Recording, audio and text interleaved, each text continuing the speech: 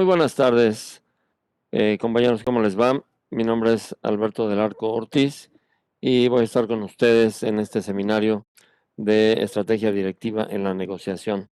Así que les doy la más cordial bienvenida y pues vamos a iniciar nuestro seminario del día de hoy.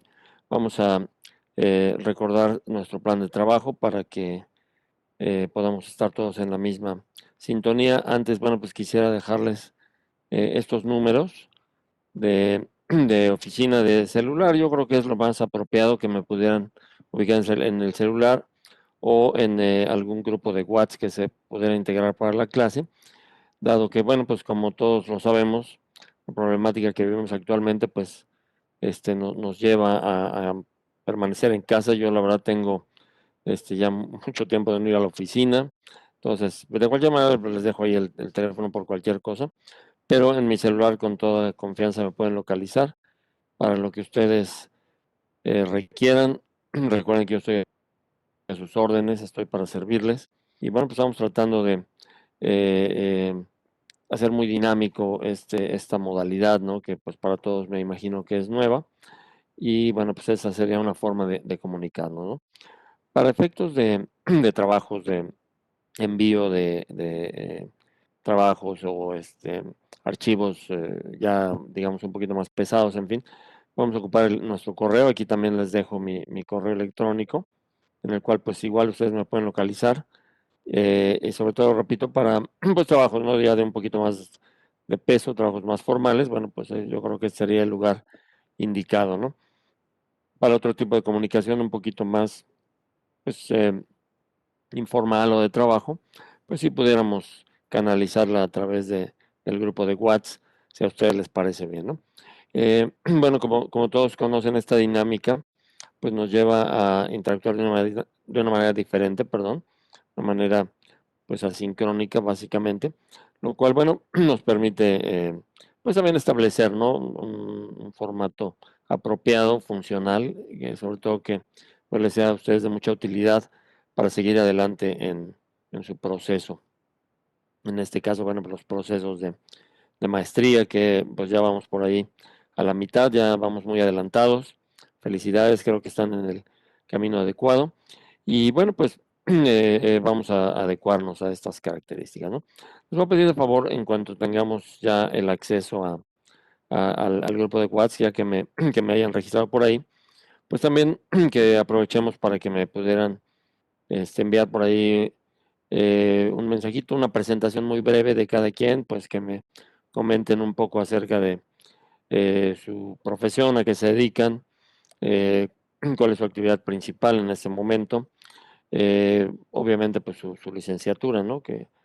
Cuál es la licenciatura que tienen, y bueno, pues un perfil, ¿no? Profesional, ustedes ya saben cómo es esto, ¿no? Eh, bueno, para también tener un perfil de grupo, más o menos saber cuáles son sus necesidades y poder ajustar pues el curso de las clases, de todo lo que son los comentarios, los ejemplos, incluso los trabajos que vayamos a hacer, en fin. Entonces es importante que por favor me pudieran enviar esto y bueno, pues ya ahí nos vamos a poner de acuerdo, ¿no? Eh, yo haré lo mismo también, les voy a enviar por ahí un breve perfil de un servidor, también para, digamos, no tomar el tiempo aquí de la sesión, que esto sea para ustedes muy ágil, simplemente que pues vean la clase, lo que vamos a abordar, podamos hacer las actividades que se requieren y otro tipo de comunicación la podemos canalizar de manera muy ágil por el grupo de WhatsApp, si les parece bien.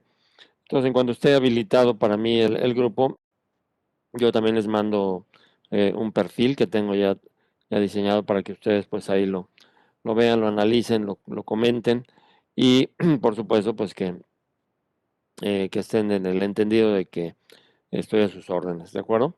Para servirles a ustedes. Así que, bueno, sin mayores preámbulos, ¿qué les parece si vemos nuestro plan de trabajo? Es el plan de trabajo que vamos a tener.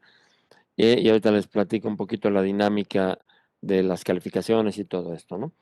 Eh, bueno, pues vamos a empezar aquí en nuestras 5 sesiones que tenemos, como ustedes bien saben, que se compone cada módulo. las vamos a repartir de la siguiente forma.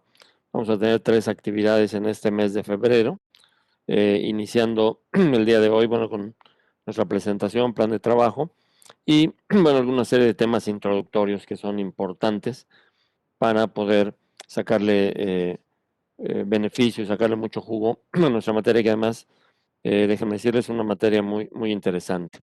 Entonces, eso lo vamos a dedicar este día. La siguiente semana, el 16 de febrero, vamos a hablar acerca de algunas consideraciones especiales sobre estrategia y negociación. Recuerden que nuestro seminario es la estrategia directiva en la negociación. Entonces, precisamente vamos a tratar de orientarlo muy bien, ¿no? ¿Qué es una estrategia? ¿Qué es la negociación específicamente? Y bueno, vamos a hacer algunas consideraciones previas para poder establecer precisamente eso, estrategias apropiadas para negociar desde una perspectiva directiva, por supuesto. Entonces, todo esto creo que es importante considerarlo y a ello le vamos a dedicar la sesión del día 16, si les parece bien. Para el día 23, que será nuestra última sesión de febrero, vamos a entrar en el tema del manejo de conflictos. Es uno de los temas esenciales para poder establecer procesos de negociación. Ya lo iremos viendo más adelante, ¿no? Entonces aquí vamos a dedicarle esta clase del día 23, bueno, a todo lo que es nuestro manejo de conflictos. También les voy a pedir algunas autoevaluaciones que también el material se los haré llegar a través de nuestro grupo de WhatsApp. Y bueno, pues ahí ustedes van a hacer una autoevaluación, digamos, ¿no? De su estilo en cuanto al manejo de conflictos.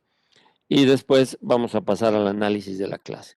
Voy a procurar enviarles toda la información para que ya la tengan disponible el día que hagamos las consideraciones, ¿no? El día que hagamos el análisis. Van a ser 3 diagnósticos que les voy a enviar para que ustedes determinen sus estilos de manejo de conflicto, de negociación y de manejo de poder. Entonces, estos hay que irlos analizando el día que nos toque la clase. Por lo tanto, yo voy a tratar de enviárselos desde antes para que ustedes ya los tengan listos y el día que nos corresponda tener la clase, bueno, pues ustedes puedan ir comparando sus resultados y de esta forma también ir trazando sus estrategias. Eso es algo que vamos a, a ver ahorita un poquito más adelante, ¿no? Bueno, ¿qué más? ¿Qué más tenemos? Siguiendo con la orden de nuestra clase, las siguientes 2 sesiones corresponden al día 2 y al día 9 de marzo. El día 2 de marzo, bueno, vamos a analizar el tema del estilo de negociación. Vamos a hacer exactamente lo mismo. Ya ustedes con sus resultados en la mano, damos una revisada, analizamos, pues, digamos, cada quien, ¿no? Que le correspondió, en fin, y analizamos el tema ya a profundidad, el tema de lo que es la negociación. Ustedes van a tener más adelante otra materia sobre negociación, entonces también para que no les genere cierta inquietud, en realidad no vamos a profundizar tanto en el tema de negociación, más bien vamos a tratar de orientarlo a como está especificado en el plan de estudio, ¿no? O sea, vamos a hablar acerca de la estrategia en la negociación y ya en la otra materia tendrán oportunidad de ir un poquito más a fondo ya en las cuestiones específicas de negociación, ¿de acuerdo? Aquí nos vamos a orientar a dar una panorámica general y amplia respecto de este punto. Y bueno, ya cuando corresponda las técnicas, el análisis a profundidad, bueno, pues ya ustedes podrán enriquecer todo lo que veamos aquí. En esta oportunidad nos vamos a centrar específicamente en conocer en términos generales lo que es una negociación, para qué sirve, cómo se da, y por supuesto, eso nos va a ayudar mucho a establecer estrategias apropiadas, obviamente, dependiendo después de nuestro estilo de manejo de conflictos, de manejo de poder, de preparación, de información, incluso de posición jerárquica, ¿no? Aquí obviamente también por efectos de la materia nos estamos basando mucho en una postura directiva, aunque no necesariamente quiera decir que ustedes forzosamente tendrán que ser directivos para aplicar estas consideraciones, no, no, por supuesto que no. Sin embargo, si la perspectiva, digamos, es directiva, ¿no? Entonces acuérdense que ustedes están estudiando una maestría en alta dirección y ustedes ya a estas alturas, bueno, pues ya sabrán que la alta dirección no es específicamente un tema que, que nos obligue a ser altos directivos para aplicarlo, ¿no? De ninguna manera. Nosotros podemos aplicar la alta dirección incluso desde fases operativas, porque la alta dirección, más que cualquier otra cosa, pues es una filosofía, un estilo de vida y sobre todo decisiones alineadas a una filosofía directiva. Entonces, no importa que ustedes no sean directivos, si presentan esa alineación, si presentan esa forma de pensar, esa filosofía de trabajo, pueden desarrollar la alta dirección aún en niveles operativos, ¿no? Entonces, esto lo vamos a ver precisamente en este punto y esa es la orientación primordial que tiene la materia. Entonces, aquí para este día 2 vamos a ver el estilo de negociación apropiado, ¿no? Y vamos a cerrar nuestro seminario el día 9 con pues lo que es el manejo del poder en la negociación, ¿de acuerdo? Que bueno, pues también es otro elemento importante. Vamos a analizar ahí algunas cosas también que valen mucho la pena. Y con todo esto, bueno, nosotros estaríamos ya en posición de manejar, ¿no? Estrategias específicas para poder incidir de una manera más efectiva en un proceso de negociación. ¿De acuerdo? Entonces, bueno, pues este sería nuestro plan de trabajo. Esto es lo que vamos a hacer, lo que vamos a realizar en pues estas 5 sesiones. Y bueno, pues esperemos que sean de mucha utilidad y de mucho provecho para ustedes. ¿De acuerdo? Bueno, vamos a continuar y vamos ahora a hablar de las actividades evaluativas. ¿Cómo vamos a calificar, cómo vamos a evaluar este seminario? Entonces aquí es donde viene la parte interesante porque vamos a tener una dinámica, pues creo yo muy, muy interesante, muy apropiada, ¿no? A los términos que actualmente estamos manejando por efectos de la pandemia. Entonces, bueno, pues definitivamente las tecnologías nos abren una panorámica totalmente diferente, ¿no?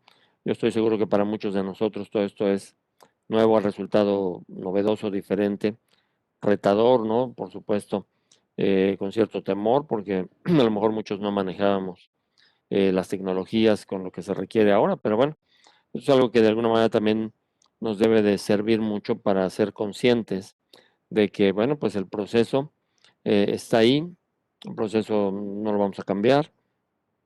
Esto del uso de las tecnologías, el trabajo en casa, la educación a distancia, son cosas que seguramente se van a quedar para siempre. Entonces, considero importante que pues, nos vayamos acostumbrando, que vayamos teniendo este manejo, ¿no? Respecto de todos estos elementos y que nos ajustemos aquí, ¿no? Entonces, el grupo de WhatsApp va a ser importante porque a través de este grupo podremos tener alguna comunicación, podremos generar también dudas, comentarios. Entonces, bueno, todo esto, por supuesto, va a quedar abierto. Entonces, vamos a tratar de, bueno, de hacer ahí los comentarios que requieran, de estar siempre eh, disponibles, ¿no? Para algún comentario, punto de vista, estar pendiente siempre también por si se envía alguna información, algún material de trabajo. Bueno, pues con todo esto creo que nos va a ayudar mucho, ¿no? Estas tecnologías. Entonces, ¿qué vamos a hacer para evaluar? Bueno, además de tener esta comunicación constante donde yo les voy a ir también solicitando ahí algunos puntos, yo les voy a pedir de favor que se concentren en estas 2 actividades. Solamente son 2 actividades.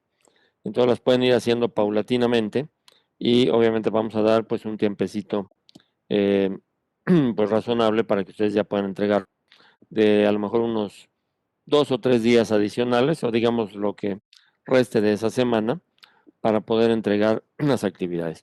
¿Por qué? Porque las pueden ir haciendo paulatinamente conforme vamos avanzando, tal vez quedando solamente unos últimos puntos, ¿no? Pendientes para que los cuales pues, creo que no habrá ningún problema en que los puedan llevar a cabo, ¿no?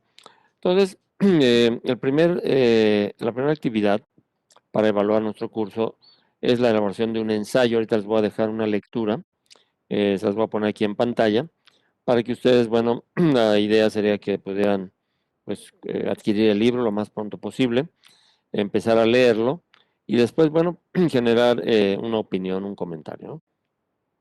Acuérdense que los ensayos, pues son eso precisamente, son posturas que uno fija para poder expresar algún punto de vista, alguna opinión respecto de un tema en especial. En este caso, pues el tema es precisamente el libro. Lo que van a hacer ustedes es leer el libro y extender una opinión al respecto, ¿no? Vamos a hacer o vamos a ocupar el formato típico que se ocupa para para los ensayos, que es sencillamente pues una introducción, desarrollo y conclusión. Es muy simple, muy sencillo. Esto nos podrá llevar a lo mejor de 2 a 3 cuartillas, con eso es suficiente. Y lo que me interesa mucho es que hagan sus planteamientos respecto de la lectura, pues qué les pareció, cuál es su opinión, su punto de vista. Se valen aspectos críticos, si a alguien no le gustó, no eh, considera que hay algunos elementos este, pues poco confiables, tal vez no lo sé, lo que ustedes consideren. También es válido hacer críticas, por supuesto, totalmente válido. O bien, si les gustó la lectura, si consideran que se pudiera aplicar o ser de utilidad, pues también menciónenlo ahí. Entonces, este va a ser el primer elemento. Y como pueden ver aquí, perdón, aquí ahí reservé, no puse un tercer punto que es el 10%, ahorita les comento. Lo que pasa es que lo borré porque era de participación. Bueno, aquí no vamos a tener oportunidad de participación, pero sí vamos a tener, digamos, la participación y lo que serían sus comentarios o algo que yo les comente a través del grupo de WhatsApp. Es lo que va a sustituir a la participación y lo que nos va a dar ese 10% final, ¿de acuerdo? Entonces, bueno, aquí es un 40% aproximadamente el ensayo y, bueno, lo vamos a complementar con algunas participaciones o preguntas específicas que yo les haga en el grupo de WhatsApp, ¿de acuerdo? Con eso complementaríamos el 50%. Y el otro 50% es que ustedes puedan determinar su perfil negociador y obviamente que establezcan algunas estrategias específicas. Yo les voy a mandar un documento a través del grupo de WhatsApp para que ustedes simplemente ahí lo vayan llenando, lo vayan compilando sobre los puntos que se tienen que abordar. Va a ser muy sencillo, pero van a tener que hacer uso de los diagnósticos que vamos a hacer. Entonces, ¿qué les voy a pedir? Número uno, bueno, que todo el mundo haga su diagnóstico. Son 3 diagnósticos. Estilo de solución y manejo de conflictos, estilo de negociación y estilo de manejo del poder. Tres eh, autoevaluaciones, digamos, yo se las voy a subir ahí al grupo de WhatsApp. Ustedes simplemente leen las instrucciones, contestan y sacan sus resultados. Es muy sencillo. Ahí viene también la forma de evaluar, viene todo, ¿no? Entonces, yo creo que no tendremos problema con esto. Y esa es la primera parte. Ya que tengan sus perfiles, van a hacer un FODA personal, ese tema también lo vamos a ver aquí, sobre únicamente la parte de negociación, por supuesto, no un FODA así general de, ¿no? Simplemente para enfocarlo, ¿no? En la parte de la negociación o de la estrategia directiva, ¿no? En una negociación. Entonces van a poner ahí su FODA y una vez que tengan sus resultados de diagnóstico más su FODA personal, ya podrán, digamos, establecer un perfil negociador que ustedes van a redactar brevemente. Mi perfil negociador es los aspectos que tengo que considerar desde el punto de vista directivo son estos. Y bueno, algunos puntos que ustedes quieran este, destacar, digamos, ¿no? Entonces, ese va a ser el documento más importante y obviamente pues la entrega representa el 50% de su calificación. Entonces es importante que lo hagan. También recuerden que estos documentos están sujetos a calificación, es decir, no porque se entregue quiere decir que ya se obtuvo el 50%.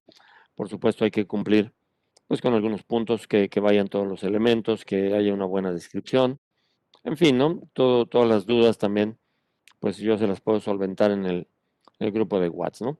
El ensayo igual, no simplemente con enviarlo, ya se cubrió el 40%. No, en realidad pues hay que cumplir, por ejemplo, con los 3 puntos, con la extensión mínima requerida, que su análisis también pues sea muy puntual, que valga mucho la pena, que cause interés, en fin, ¿no? Todos esos puntos que son sujetos a calificación. De estar todo en orden, bueno, pues ustedes no tendrán problema en obtener la máxima calificación. Si faltasen algunos puntitos, bueno, pues ahí ya se va dosificando un poquito, ¿no? Pero todo va a quedar en función de estas dos actividades. Así que, repito, cualquier duda o comentario, bueno, pues voy a estar ahí a sus órdenes, ¿de acuerdo? Bueno, ¿qué más tenemos? Vamos a continuar con nuestro encuadre de grupo, de curso, pero es muy importante aquí la bibliografía para que ustedes tengan también oportunidad, pues, de profundizar, de avanzar más en los temas, en fin, ¿no? Lo que ustedes consideren apropiado. Estos libros que tengo aquí abajo, voy a empezar por aquí, son libros de consulta. Así que, de alguna forma, bueno, no es necesario que los compren, los adquieran, ni mucho menos. Pero bueno, sí, por supuesto, para un respaldo, para que puedan consultar, pues son valiosos, son importantes, ¿no? Tenemos sobre técnicas de negociación, sobre comportamiento, algún libro sobre la administración en general. Ahorita vamos a tocar un poquito de estos puntos. Y bueno, también algo sobre el comportamiento humano. Eh, todos los materiales que vamos a ocupar aquí en el curso están basados en esta bibliografía, entonces ahí pueden encontrar también algunos datos, ¿no? Sin embargo, sí quisiera referirme a este libro de acá arriba, que es el libro más importante, por supuesto. Es el libro importante porque es donde van a hacer ustedes su ensayo. El libro se llama Historias de negociadores, de estos autores, Donadio y Frank. Y bueno, pues es un libro interesante, un libro que trae experiencias de muchos ejecutivos, en fin, editorial Granica España, y que nos vamos a basar en él para, pues, analizarlo, revisarlo y que ustedes me den su punto de vista respecto de lo que encuentren en este libro, ¿no? Es un libro muy interesante, creo que incluso les va a gustar mucho, lo van a disfrutar independientemente de que sea un requisito para la materia. Creo que es de esos libros que se disfrutan, de verdad se leen a gusto, y pareciera que no estamos en un programa académico, ¿no? Pareciera que estamos ahí, leyendo un libro por placer, por entretenimiento. Entonces, vamos a leerlo con calma, vamos a analizarlo, y de aquí es de donde me van a hacer ustedes su ensayo. Entonces, pues por supuesto, por eso lo puse aparte, y este libro es el más importante. Pues yo sí les sugeriría que este libro lo pudieran adquirir. Por ahí también en el grupo de WhatsApp les voy a dar los datos de una persona que nos apoya en cuanto a conseguir libros. Él se dedica a eso, es una persona que está autorizada por el CEPEM, aunque no propiamente trabaja para el CEPEM, pero sí tiene el permiso, tiene la autorización de la directiva, entonces pueden hacerlo con confianza. Yo en el grupo de WhatsApp les pongo los datos para que se pongan en contacto con él, y también considerando toda esta situación de la pandemia, esta persona pudiera llevarle los libros a algún lugar, qué sé yo, ¿no? Con el jefe de grupo que se pongan de acuerdo, y bueno, pues para facilitar esta parte, ¿no? Entonces, bueno, me parece que con esto estamos cerrando nuestro encuadre de curso. Si hubiese cualquier duda, por favor, acuérdense que estoy a sus órdenes en el grupo de WhatsApp. Entonces, con toda confianza, mándenme sus comentarios, sus dudas, preguntas, en fin, lo que ustedes consideren oportuno. Y bueno, como lo mencioné al principio también, no dejen de enviarme, por favor, su presentación general, su perfil. Eh, pues digo, lamentablemente nos toca en estas circunstancias, pero creo que puede ser muy funcional, ¿no? Y bueno, la idea es, pues, conocernos un poco mejor, también tener un perfil de grupo, saber un poquito de sus inquietudes, en fin, todo lo que quisieran expresar, pues ahí estamos a sus órdenes. Entonces, con esto cerraríamos nuestro enfoque de grupo, perdón, nuestro enfoque de curso. Y bueno, pues yo creo que ya estamos listos para iniciar con la plática introductoria y bueno, con los primeros temas respecto de nuestro seminario. Entonces, bueno, si les parece bien, pues damos paso a esta parte, ¿de acuerdo? Muy bien. Vamos con nuestro primer tema. Esta es una plática general, es una plática que va en paralelo, pero que para mí siempre es muy importante poner sobre la mesa porque nos ayuda a ubicarnos muy bien en dónde estamos parados. nosotros, al ser estudiantes de una maestría en alta dirección, bueno, invariablemente caemos en los terrenos de la teoría general de la administración. Todo aquel que estudie un posgrado, como es el caso de ustedes, es importantísimo, es esencial que identifique cuál es el cuerpo teórico que cubre, que abraza a su posgrado, ¿de acuerdo? ¿Por qué? Porque esto nos ayuda mucho a identificar cuáles son los elementos que debemos conocer, cuál es el entorno que nos rodea, y aunque estemos especializados solamente en un tema, en este caso el tema de la alta dirección, no podemos dejar de lado pues todo lo que rodea, ¿no? En el caso de nuestro posgrado, el, el, el, eh, el tema, digamos, que, que rodea y que es el tema principal de todo esto es el tema de la teoría general de la administración. Es el cuerpo teórico al cual pertenece la alta dirección. Y bueno, pues que por supuesto, como cualquier otro tema de cualquier disciplina científica, pues tiene su historia, tiene sus antepasados, en fin, tiene esta parte de antecedentes que debemos tener en cuenta. En nuestro caso, bueno, me voy a valer de este esquemita para hablar un poquito acerca de esta teoría. Teoría de la administración, todos los que estudiamos administración, pues tenemos que tener en cuenta estos antecedentes, este encuadre, digamos, de nuestra disciplina científica. Y bueno, pues vamos a empezar precisamente eh, tratando de describirlo y de que todo el mundo entendamos a qué se refiere, ¿no? El propósito, repito, es identificar con mucha claridad, bueno, en dónde estamos parados como cuerpo teórico, ¿de acuerdo? De una disciplina científica. Entonces vamos a empezar por aquí abajo. Vamos a empezar por destacar que el estudio de la administración se divide en dos partes. Fíjense, aquí está claramente señalado. La administración la podemos estudiar en dos momentos, ¿no? La estudiamos en un primer momento como actividad humana, ¿de acuerdo? De una manera meramente descriptiva. ¿Por qué? Porque la administración en sí, pues es eso, es una actividad humana, es algo que de manera natural se nos da a los seres humanos y que, bueno, aún sin reparar en ello, sin reflexionar, entendemos que pues desarrollamos actividades administrativas de diferente tipo. Entonces, bueno, pues en este caso, la administración pues es una actividad humana que empezó a estudiarse, ¿no? Desde hace muchísimo tiempo, ahorita vamos a ver esa parte, y que aproximadamente a finales de 1800, principios de 1900, cambia su forma de ser estudiada y de ser una actividad humana estudiada de forma descriptiva, se convierte en una disciplina científica, ¿de acuerdo? Este es algo muy importante porque a partir de ese momento es cuando la administración, bueno, pues ya se empieza a estudiar de manera diferente y, por supuesto, en buena medida, pues parte de que estemos aquí reunidos en este momento, pues obedece precisamente a esto, ¿no? Cuando la administración se convierte en una disciplina científica, cambia su forma de estudio, su forma de analizarse, de desarrollar sus principios, en fin, y obviamente pues se convierte, ¿no?, en una disciplina de utilidad y de gran importancia para las organizaciones hoy en día. Este cambio se debe pues, a algunos eventos históricos que vamos a analizar. Fundamentalmente nos vamos a referir a dos que son los más importantes, pero obviamente pues es todo un devenir histórico, ¿no?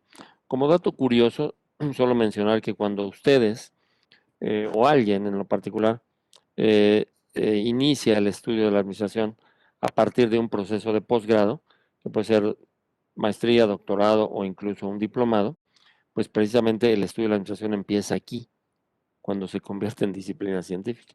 Eso a veces nos produce un efecto, digamos, de ceguera y de pensar pues que antes no hubo nada o que antes o que esto siempre existió. Bueno, vamos, ¿no? Es por eso que estamos con esta plática, ¿no? Esto es apenas a finales de 1800, principios de 1900, incluso ya bien entrado el siglo XX, es cuando empiezan a surgir apenas los primeros programas académicos respecto de administración, ¿no? Como disciplina científica, recalco. Sin embargo, bueno, se estudió de una manera diferente, de una manera descriptiva, prácticamente desde que el hombre es hombre, ¿no? Entonces vamos a regresar un poquito precisamente para hablar de esto. En realidad este estudio, pues nadie podría determinar cuándo inició, es muy antiguo, pero sí tenemos algunas referencias, ¿no? Que nos hablan de que el estudio de la administración inicia aproximadamente cuando el hombre se convierte en sedentario, es decir, cuando se dan los primeros asentamientos humanos en el universo, eh, en el mundo específicamente, ¿no? Estos primeros asentamientos se dan, bueno, con este proceso. eh, eh, el hombre empieza a volverse sedentario, deja de ser nómada, se empieza a sentar, empieza a establecerse, y esto lo único que hizo fue pues facilitar, ¿no? Que se pudieran tener eh, acceso a sus obras, a sus producciones, a su quehacer, en fin, a sus herramientas. Esto facilitó mucho el estudio, no porque antes tampoco hubiese habido, sino que al ser el hombre nómada, bueno, pues iba dejando sus vestigios por todos lados y era muy difícil establecer conexiones, ¿no?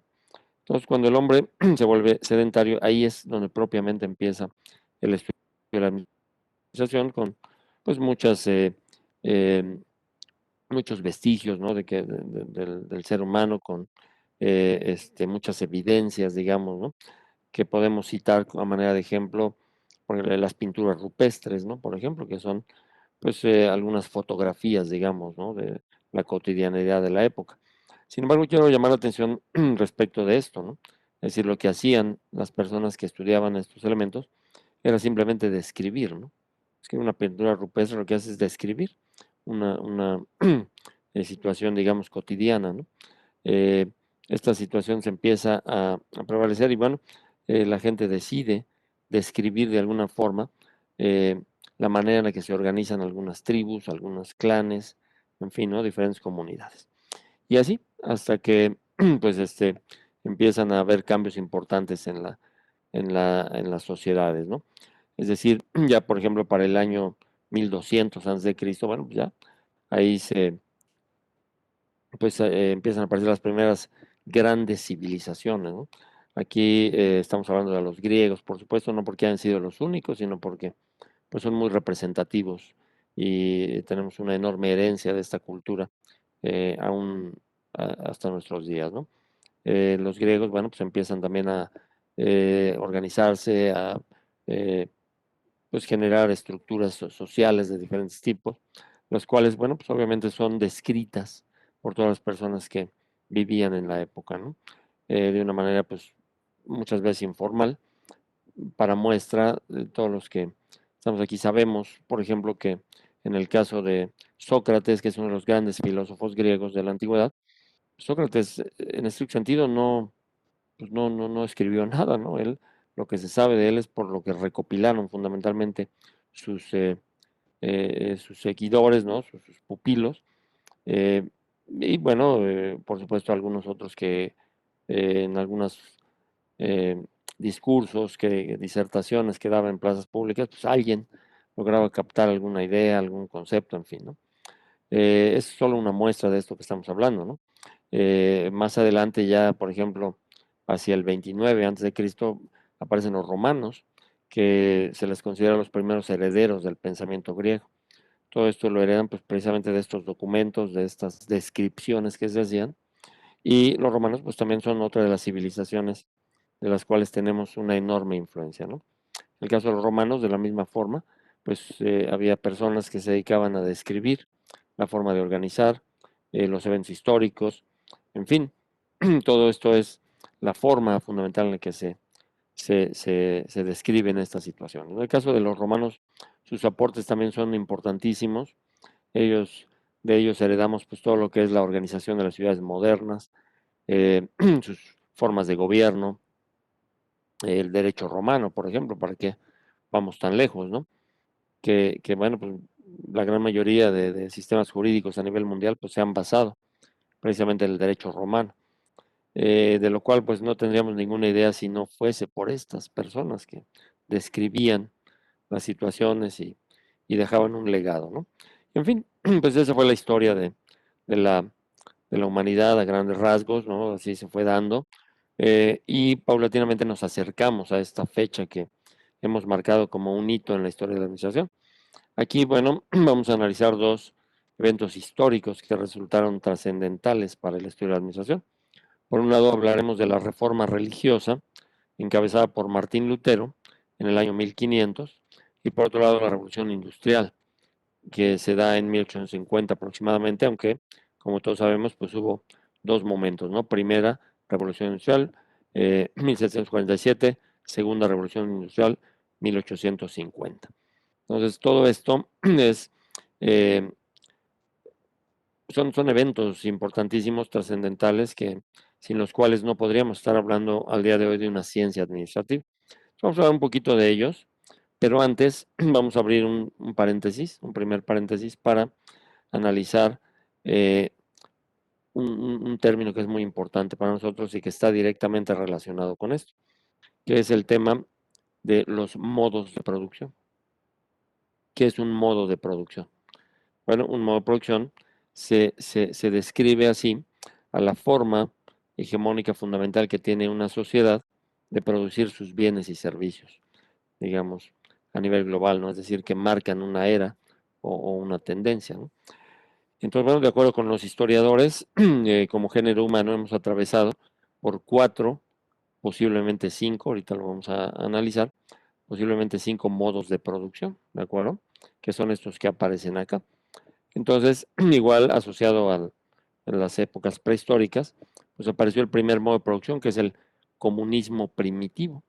Comunismo primitivo, un modo de producción que se alargó muchísimo tiempo, al igual que los demás, y también dicho sea de paso, aquí los separamos un poquito para efectos, pues, digamos, eh, de aprendizaje, ¿no? Para efectos didácticos, pero evidentemente estamos hablando de que se traslaparon en el tiempo, ¿no? No es que haya existido uno, desaparece, nace otro, ¿no? Se traslapan, se combinan, coexisten en muchos momentos, y bueno, se van dando más o menos de esta forma, ¿no? Entonces, lo primero que surge es este comunismo primitivo, que era un modo de producción eh, basado, digamos, en el autoconsumo y en la producción de excedentes, ¿de acuerdo? Vamos a aclarar esto. Bueno, estamos hablando de una época primitiva donde, pues obviamente si al día de hoy hablamos de producción, pues nuestra mente inmediatamente se va a las fábricas, a otro tipo de cosas, ¿no? Pero no, aquí tendremos que ser muy claros en que producción es pues, todo aquello que, valga la redundancia, ¿no? Que produce una persona y que, bueno, genera un valor económico, un valor agregado a la sociedad. En este caso, bueno, la producción pues era a lo mejor el curtido de pieles, a lo mejor la cacería, el sembrado de granos, en fin, esa era la producción que se llevaba a cabo, ¿no? Y lo que sucedía era que las comunidades, los clanes o las tribus, pues bueno, la gente producía, pero producía en exceso. Por ejemplo, el cazador que salía por alguna presa, pues evidentemente regresaba con un producto que sobrepasaba por mucho su capacidad de consumo, ¿no? ¿Qué pasaba? Bueno, que esta persona tomaba lo que le servía para su subsistencia y lo demás lo ponía al servicio de la comunidad.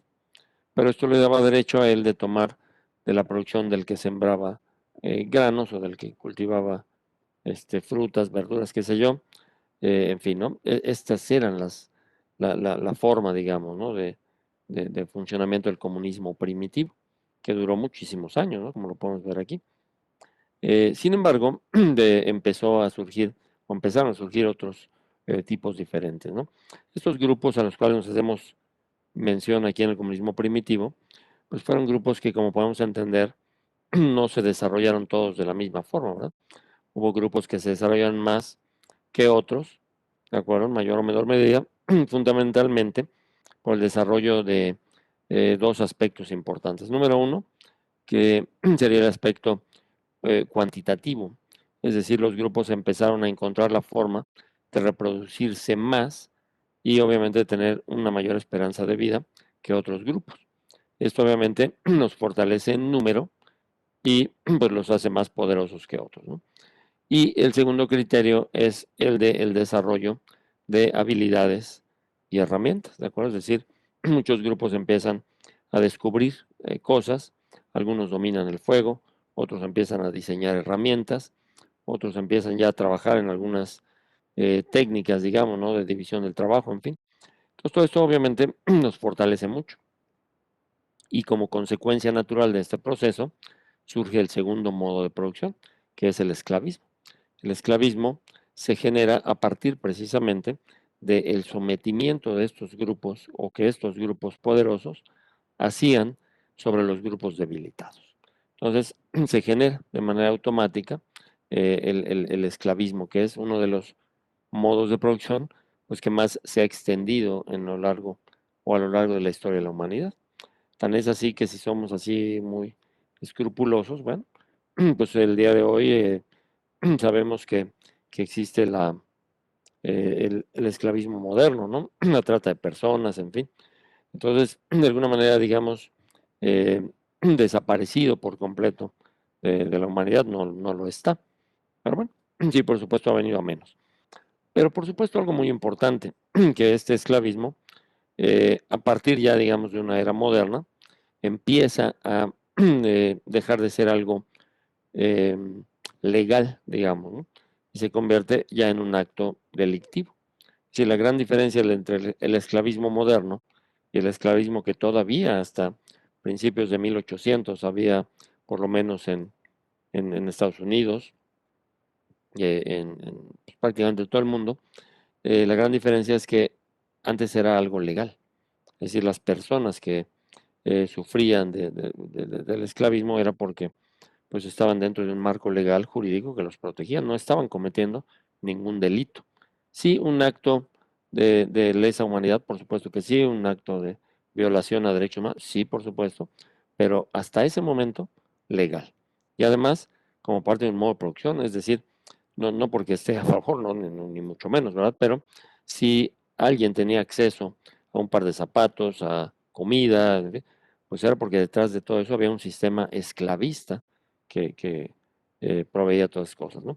Evidentemente y afortunadamente, por supuesto, se dejó atrás este sistema y pues hubo ya sistemas modernos, ¿no? Que cambiaron esta circunstancia, ¿no? Pero bueno, este fue el segundo modo de producción. Vamos al tercero, que es el feudalismo, que es un modo de producción que se da pues en lo que se conoce como la Edad Media, digamos, surge por ahí. A partir de la Edad Media surge más o menos pues desde el año 1200, 1100, una cosa así. Se extiende también mucho, mucho tiempo. Y es un modo de producción que de alguna manera pues no tiene muchas diferencias con el esclavismo. Es un modo de producción en donde hay un tremendo abuso de los seres humanos, no existe respeto por los derechos humanos de ninguna forma. Pero bueno, hay algunas diferencias, ¿no? Que lo hacen en un modo de producción que se estudie de manera independiente, ¿no? Entre las diferencias podemos señalar las siguientes, ¿no? Un modo de producción feudal, evidentemente sí había esta situación del sometimiento de las personas, pero en esta oportunidad hablaremos de un sometimiento voluntario, entre comillas, voluntario, porque es bien cierto que no había muchas posibilidades. Pero bueno, de alguna forma las personas que trabajaban, los campesinos que trabajaban en las tierras en un modo feudal, pues eran personas que lo hacían por voluntad porque querían o buscaban vivir dentro de las ciudades amuralladas, protegidas por un ejército, en fin, en una comunidad diferente, ¿no? Sin embargo, al acceder al sistema, bueno, pues sí, su condición era prácticamente de esclavo, ¿de acuerdo? Sin embargo, bueno, había forma de librarse de esto, había posibilidades remotas y escasas, pero bueno, sí llegaban a darse casos, ¿no? Por otro lado, es un modo de producción que a diferencia del esclavismo, se da fuertemente, prácticamente de manera exclusiva en Europa, ¿de acuerdo? Un modo de producción fundamentalmente europeo, aunque sí hay repeticiones en otros eh, lugares de la Tierra, en otras latitudes, pero fundamentalmente es un modelo que tiene mucha fuerza en Europa. Eh, y bueno, alguna otra de las diferencias esenciales es que también el modelo feudal se basaba fundamentalmente en el trabajo de la tierra. ¿De acuerdo? Lo que se sometía era campesinos, gente que trabajara el campo, era lo que hacía falta. Y bueno, pues son de las diferencias radicales, ¿no? Ahorita vamos a hablar un poquito más de él. Finalmente, ya para una era moderna, digamos, surge el último de los modos de producción que se conocen, al menos de este lado occidental, porque bueno, hay otra teoría que no estoy trayendo hoy, porque obviamente esto resultaría muy largo, ¿no? No tiene sentido, pero bueno, existió también el modo de producción asiático, que es otro rollo que no vamos a abordar ahora, pero bueno, al menos acá en el mundo occidental, pues es lo que se nos presentó. Y el capitalismo viene a ser el último de estos modos de producción. Capitalismo es un modo de producción moderno que se basa fundamentalmente en el predominio del capital sobre los otros dos factores de producción, ¿de acuerdo? Estos que dijimos aquí son los medios, perdón, son los modos, perdón, modos de producción. Sin embargo, yo les hablo acá de los medios o factores de producción. Bueno, esos son diferentes, esos solo son tres. Para que ustedes puedan crear riqueza, de acuerdo con los economistas, se necesita capital, tierra y trabajo, ¿de acuerdo? Entonces, de esos tres elementos, el que es predominante sobre los otros dos es el capital. El capital, teniendo capital, pues estoy en una posición primordial, ¿no? Si yo tengo trabajo, soy el eslabón más débil de la cadena, porque lo único que tengo es pues, mi fuerza de trabajo y hasta donde me dé, pues hasta ahí podré vivir, ¿no? Si ya no puedo trabajar, estoy en una posición muy difícil. En cambio, si tengo dinero, si tengo capital, pues puedo comprar trabajo, puedo comprar tierras, estoy en una posición favorecida. Este sistema eh, va a surgir por obvias razones en el momento en el que el mundo inicia una etapa de industrialización acelerada. Y bueno, ya lo vamos a comentar un poquito más adelante. Para cerrar con este paréntesis que abrimos, primer paréntesis, solo mencionar que, bueno, el capitalismo, eh, bueno, habíamos dicho, perdón, que pudieran ser cinco, y obviamente porque estamos dejando de lado también al socialismo. Socialismo es otro modo de producción que no se considera como tal, por varias razones, no porque yo no lo quiera, sino que algunos autores así lo han manifestado, que para que se considere un modo de producción deba ser la forma o el estilo hegemónico a nivel mundial, para que marque esa tendencia. No porque no pudiera hacerlo o no porque no lo haya sido. De hecho, pues sabemos de casos de muchos países que optaron por un modelo, un sistema político de tipo socialista, pero como modo de producción le faltaría, digamos, esa fuerza, ¿no? Que da, pues, el que prácticamente sea un modo a nivel mundial, ¿no? El socialismo no lo es, eh, fundamentalmente, pues, porque nunca fue la mayoría, ¿no? Es decir, la mayoría de los países, o más bien vamos a ponerlo en otro sentido, ¿no? Eh, el socialismo en sus años dorados, digamos, que podríamos señalar entre los 40 y los 70 tal vez, por ahí así, eh, pues no llegó a significar ni la mitad, digamos, se estima que el mundo se va a convertir el socialismo hasta en un 30%, que es cuando existía, pues obviamente el país eh, fundamental en toda esta idea, que era la Unión Soviética, los países de Europa del Este, ¿no? Yugoslavia, todos estos, caso de América Latina, por ejemplo, solo tuvimos tres casos, caso de Cuba, caso de Bolivia, de Chile, en fin, con sus particularidades cada uno de ellos, Venezuela actualmente, Bolivia, pero digamos, nunca han estado juntos, ¿no? Entonces, bueno, como podemos observar, es poco el número de países que se da, por lo tanto, pues no alcanzan a generar un modo de producción como tal, ¿no? Y la segunda razón es mucho más fuerte y más interesante porque nos habla de que capitalismo y socialismo en realidad son un mismo modo de producción. La diferencia radica en un aspecto, digamos, de economía política o de ideología política y fundamentalmente también en un elemento central que sería el derecho a la propiedad, ¿no? O a la propiedad privada.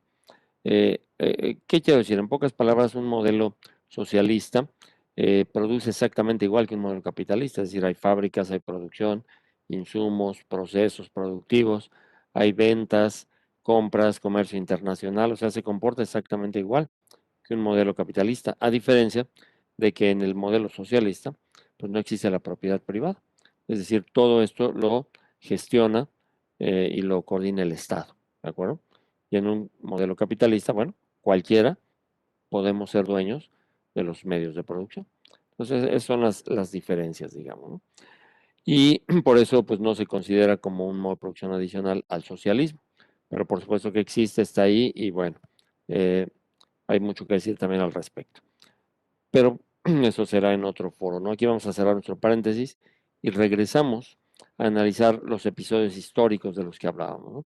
Eso es sumamente importante porque es lo que le va a dar el origen y la base, pues no solo a la administración, ¿eh? En realidad es un tema que fue un fenómeno mundial y vino a generar muchas repercusiones en muchos ámbitos. Aquí solamente, por obvias razones, nos vamos a encargar de la parte que tiene que ver con la administración como disciplina científica. Entonces, el primer evento histórico es este que está aquí y se trata de la reforma religiosa encabezada por Martín Lutero. Este fenómeno fue muy importante porque vino a marcar un parteaguas, vino a hacer un antes y un después en muchos aspectos. En el ámbito que nos referimos, la administración es trascendental. Y bueno, vamos a explicar por qué. Vamos a contextualizar un poquito, vamos a hablar un poquito del modo de producción feudal. Acuérdense, el modo de producción es un tema importantísimo en esto. Y bueno, en un mundo feudal, pues obviamente el modo de producción funcionaba perfectamente, muy sencillo, pero con una consistencia, con una fuerza tremenda. Eh, Solo para ejemplificar rápidamente, para contextualizar, el modo de producción feudal toma su nombre de la palabra feudo. El feudo es, en pocas palabras, pues una extensión territorial propiedad de una persona conocida como señor feudal. ¿De acuerdo? Y como ya lo habíamos dicho, el señor feudal lo que requiere pues son campesinos para que trabajen sus grandes extensiones y puedan salir adelante con ello. ¿De acuerdo? Entonces, bueno, pues ahí está el planteamiento hecho. El modelo funciona de la siguiente forma. Es el feudo, la unidad económica básica. Muchas veces cuando se quería pues agrandar un poquito, tomar fuerza o compartir algunos de los factores de producción, qué sé yo, buscar economías de escala tal vez, no lo sé, pero bueno, para dar una mayor fortaleza se podían juntar varios feudos y a la unión de varios feudos se le denominaba un principado, que obviamente pues ya era una extensión más grande, más amplia, un poquito más importante, donde pues, obviamente se requería del surgimiento de una figura de autoridad, que en este caso pues, es el príncipe, ¿de acuerdo? Príncipe del que iba a generar la autoridad, el poder sobre los diferentes feudos, ¿no? Y entonces, bueno, esta figura se podía repetir nuevamente, es decir, si se juntaban o se unían varios principados, se daba lugar a la aparición de un reino.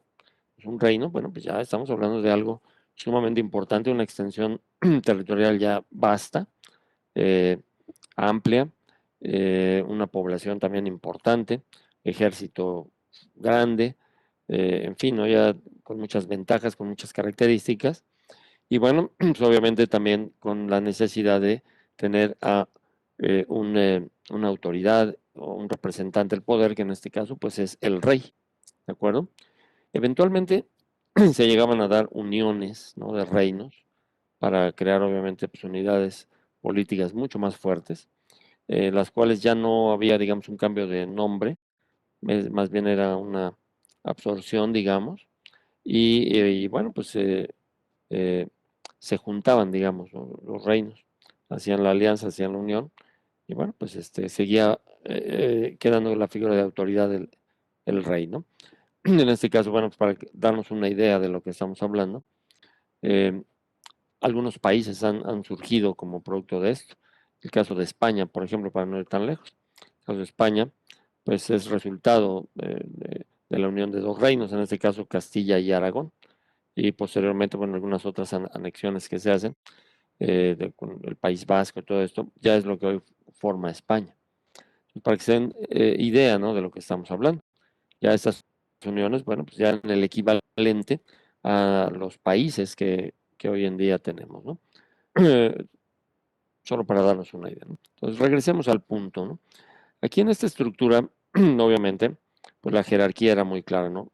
Era la autoridad del rey, después venían los príncipes que también ejercían cierta autoridad, y finalmente, pues, los cuerpos de la nobleza, algunos em, señores feudales, en fin, ¿no?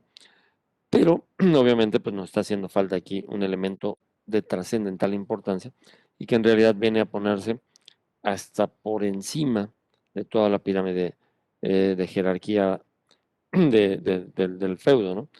Que por supuesto me estoy refiriendo a la iglesia. La iglesia en este modelo es el actor principal, es el protagonista número uno, porque es el que ostenta el máximo poder y la máxima autoridad en el modelo feudal. La iglesia, pues obviamente es la que se encarga de autorizar estas uniones de feudos, de principados, de reinos incluso, a través, por supuesto, ya lo están ustedes adivinando, pues del sacramento del matrimonio. A través del matrimonio era la única forma en la que se podían unir estos destinos y obviamente pues en esto estaba directamente involucrada la iglesia. La iglesia tenía también el monopolio de del factor tributario, ¿no? Del ejercicio de la tributación, pues lo tenía la iglesia en monopolio. Era la única que podía cobrar impuestos y a través pues, ya de este cobro de impuestos después hacía una repartición, digamos, a todos los reinos, feudos y principados, ¿no? Entonces, como podrán ver, pues la iglesia aquí juega un papel trascendental, importantísimo, y es precisamente en este punto donde viene esta ruptura, ¿no? ¿De qué se trata la reforma religiosa ya después de que hicimos este esquema? Bueno, la reforma religiosa trata simple y sencillamente de una decisión, de una separación, de una ruptura dentro de un grupo de principados que deciden separarse de todo este sistema, divorciarse por completo y pues tener autonomía y manejarse de manera independiente, ¿de acuerdo? Lo cual, obviamente, pues estamos hablando de algo verdaderamente impresionante, ¿eh? Una situación que viene a marcar un hito en la historia, repito, en todos los ámbitos, ¿no? Aquí no estamos enfocando solo en la administración, pero esto repercutió en todos los ámbitos, como si algún grupo de países pues, quisiera salirse del orden mundial actual, ¿no? Me independizo de la ONU, de la Liga de las Naciones, y yo formo mi propia comunidad independiente, sin comercio, sin interacción, no quiero saber nada de todo el resto del mundo, ¿no? Algo así, ¿no? O sea, imagínense de lo que estamos hablando, ¿no? Algo muy fuerte. Bueno, ¿cómo se da este movimiento rápidamente? El movimiento de reforma es muy sencillo, es este divorcio. Este divorcio se da a partir de la iniciativa de Martín Lutero de, bueno, generar, digamos, condiciones de vida diferentes para el lugar donde él habitaba, ¿no? Eh, este movimiento lo inicia Lutero y paradójicamente, pues, Lutero es un miembro de la iglesia, ¿no? Lutero es el encargado de velar por los intereses de la iglesia en unos principados que se ubican en lo que actualmente es la Bavaria alemana. Ahí estaba Lutero, él era el encargado de la iglesia, pues era el que ejercía todo este poder, la autoridad, los impuestos, en fin, todo lo que ya mencioné. ¿Por qué se da el movimiento? ¿Qué es lo que pasa? Bueno, Lutero de alguna forma hay que destacar también su figura, su personalidad, un tipo brillante, ¿no? Pues tenía conocimientos de ingeniería, en fin, un tipo muy interesante en ese sentido, culto, pero que también, bueno, pues hace carrera en la iglesia, ¿no? Se mete a la carrera eclesiástica y logra incluso pues convertirse en una figura de autoridad, eh, catedrático y director de la Universidad eh, Pontificia, investigador, en fin, un tipo brillante. Él en sus estudios, en sus análisis, pues identifica precisamente una serie de cosas que desde su punto de vista no van de acuerdo con el canon bíblico, ¿no? Empieza a escribir algunas críticas respecto del quehacer de la iglesia en términos de, de- de- de su relación, digamos, sobre todo fundamentalmente con los reinos y principados, ¿no? Con la población en general. Entonces él identifica cosas que no está de acuerdo y empieza a redactar un documento que se denominó eh, las 95 tesis de Wittgenstein, que pues no son otra cosa que 95 críticas. En estas tesis él lo que hace pues es criticar aspectos como este, por ejemplo, ¿no?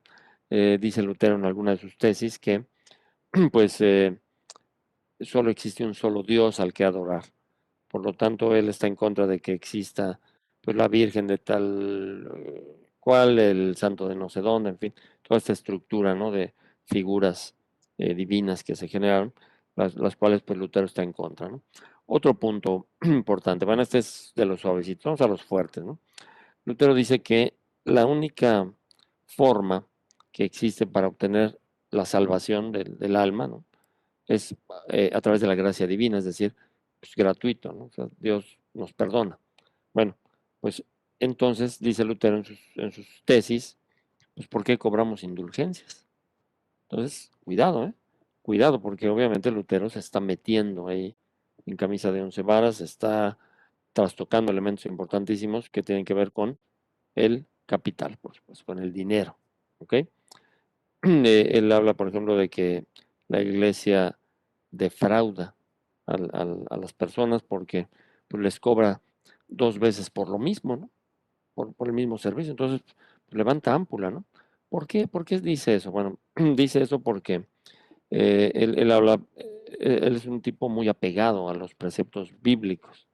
Entonces, dice aquí, lo único que es sagrado es el diezmo. Si el diezmo no hay, perdones, hay que darlo forzosamente, ¿no? Que es el 10% de tus ingresos. Y con ese diezmo, obviamente, pues es con lo que vive la iglesia, ¿verdad? Por supuesto. Lo cual, por supuesto, pudiera parecernos totalmente lógico, ¿no? Si alguien se va a dedicar estrictamente a un servicio específico, en este caso, un servicio espiritual, bueno, pues evidentemente este tiene que vivir de algo, ¿no? Me parece lógico. Y bueno, pues este algo es el diezmo, es la fuente de ingresos de la iglesia, ¿no? Sin embargo, dice Lutero, bueno, si yo ya te cobré el diezmo, yo no tengo por qué volverte a cobrar el día que hagas la misa o el día que hagas el bautizo de la nena o el día que venga el matrimonio, en fin, cualquier cosa por la que la iglesia cobra, pues no tiene razón de ser, si es que todo su cuerpo de feligreses pues diera puntualmente el diezmo, ¿no? Como se hacía en esta época, ¿no? Entonces, bueno, pues es uno de los puntos críticos de Lutero y así como muchos otros, ¿eh?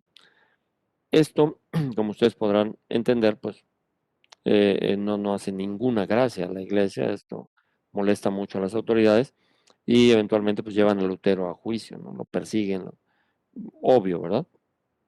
Aquí es muy importante señalar que estamos viviendo un momento coyuntural en donde pues se fusionan tres ejes coyunturales importantísimos.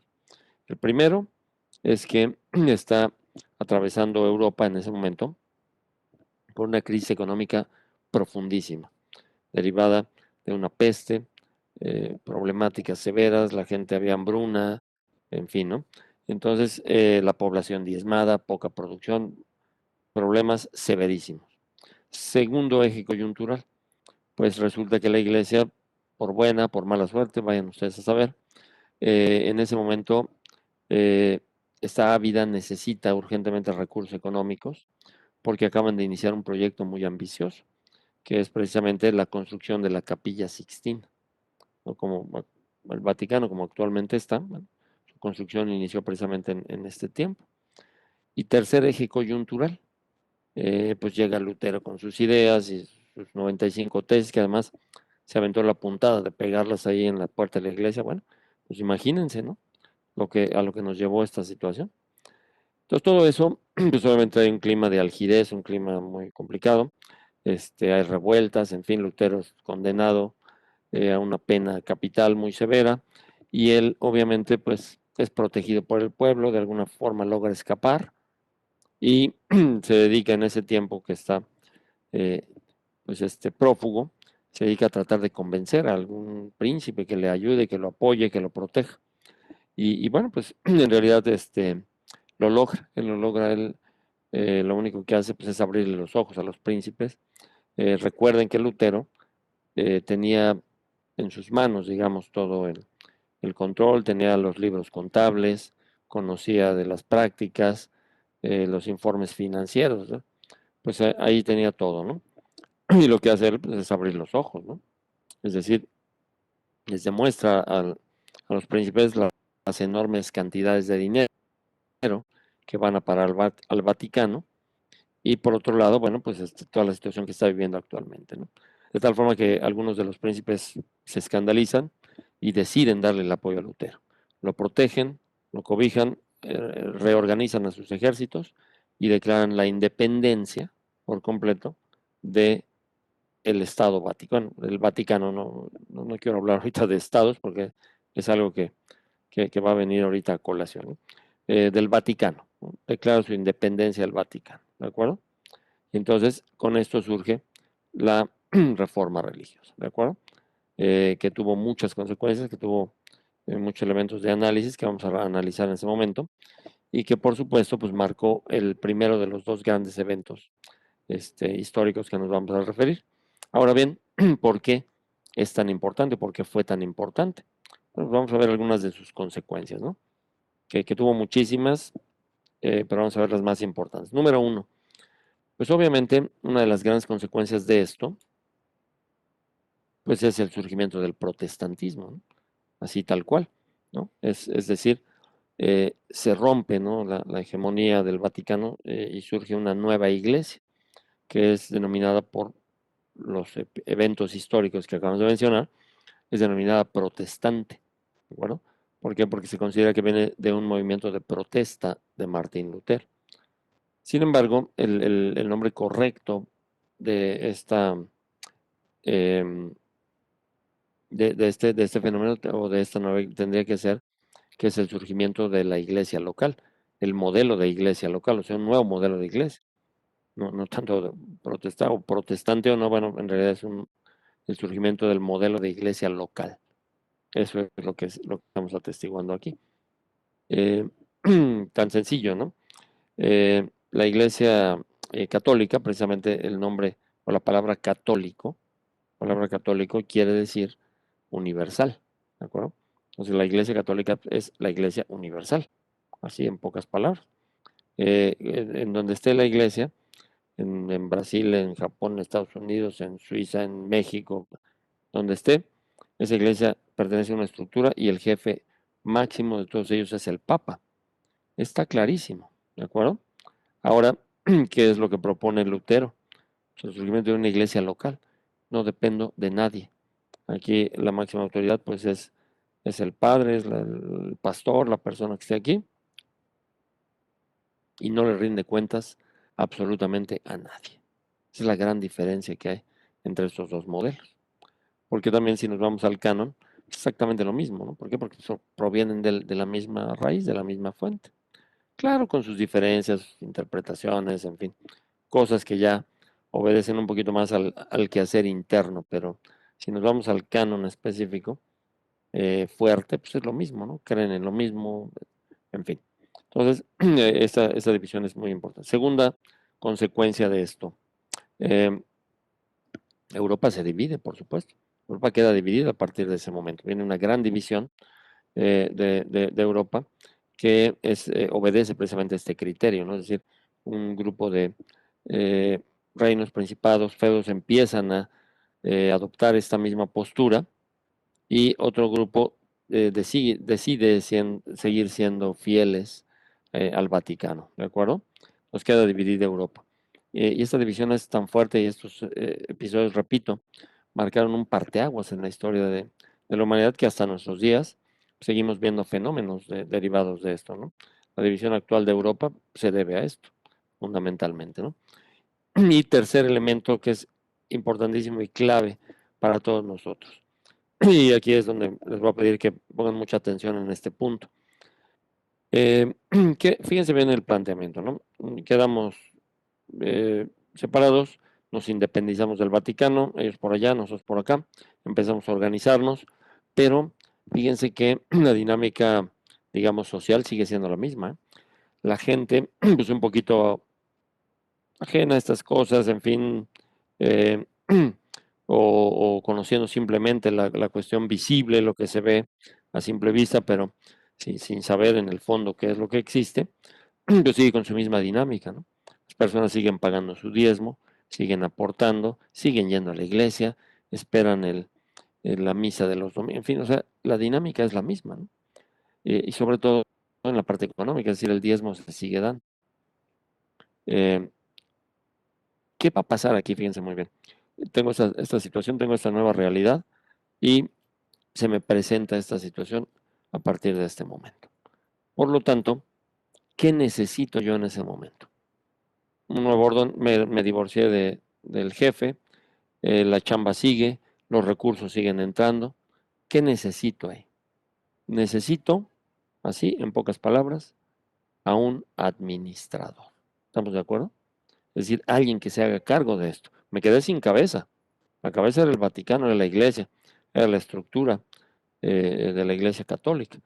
Me divorcié de ella, me quedé solo. Entonces, aquí la respuesta obvia es, necesito un administrador.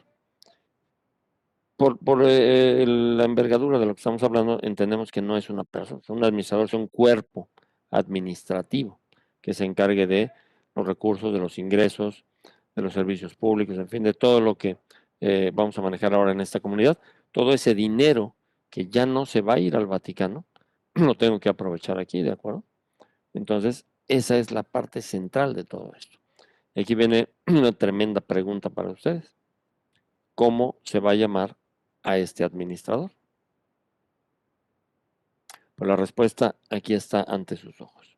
Este administrador se va a llamar Estado. ¿De acuerdo? Acuérdense que un Estado es ese ente jurídico abstracto dotado de población, territorio y gobierno. Entonces empiezan a surgir ya a partir de ese momento los primeros estados modernos, ¿no? Con estas características, derivados de esta situación. Por eso repito que fue tan importante. Y obviamente el primer tipo de administración que se requirió para esta nueva realidad, donde el Estado se va a convertir ahora en la figura más importante, es decir, desplaza a la iglesia y se coloca como el protagonista central, ¿de acuerdo? El Estado, ¿sí? Bueno, pues es obviamente la aparición de la administración pública. Es decir, necesitamos empezar a generar mecanismos para poder ordenarnos, organizarnos y que todos estos recursos que se quedan aquí pues se puedan aprovechar correctamente. ¿De acuerdo? Entonces, ahí está el primer origen de la administración. Estamos hablando de 1500, del 1500, de la época feudal. ¿De acuerdo? Aún así, el estudio seguía siendo descriptivo, es decir, la gente simplemente describía, se fijaba, hacía referencia a lo que se estaba haciendo, pero todavía no llegábamos a esa fase científica que vamos a llegar más adelante, ¿no? Aquí como dato curioso, pues simplemente mencionar que el estado de Ginebra, capitaneado por Juan Calvino, es el que históricamente se convierte en el primer estado derivado de toda esta problemática, obviamente lo que actualmente es Suiza, ¿sí? ¿De acuerdo? El estado de Ginebra se convierte más adelante en Suiza y bueno, es el primer estado que surge de toda esta situación, ¿de acuerdo?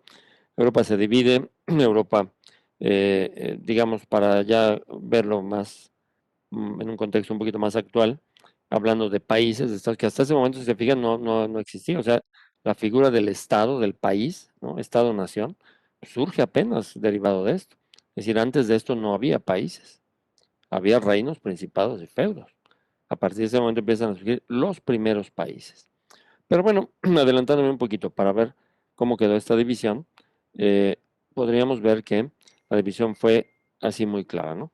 Países que siguieron siendo fieles al Vaticano y que siguieron esa misma tónica, bueno, pues por supuesto Italia, ¿verdad? Obviamente España, que era la potencia de la época, Portugal, bueno, la misma Italia, ya habíamos mencionado, en fin, Francia, que por algunas cuestiones históricas se queda de este lado, y quiénes son los países que quedan del lado protestante. Inglaterra, Alemania, Países Bajos, fundamentalmente.